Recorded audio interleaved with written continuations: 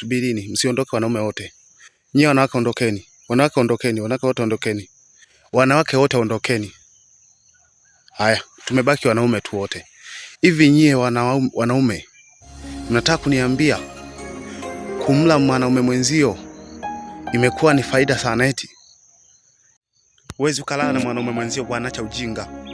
Hata kama huna dini, huwezi ukalala na mwanaume mwenzio. Mwanaume natakiwa wanaume wako ujulikane. Mwanaume natakiwa ujisimamie mwenyewe kama mwanaume. Kijana kama kijana natakiwa ujisimamie kama kijana. Sio uanze kuliwa kijana. Acha ujinga. Acha ujinga kijana. Yanaanza kucheza. Kwanza michezo tu ya kucheza mnakumbatiana vijana, mwache. Hicho ni ujinga. Yaani kijana mwenzio kasa unajua wewe ni mwanaume. Unajua kabisa wewe ni mwanaume na mkumbatia mwanaume mwenzio, na akili kweli? Jinga kabisa waliopitiliza.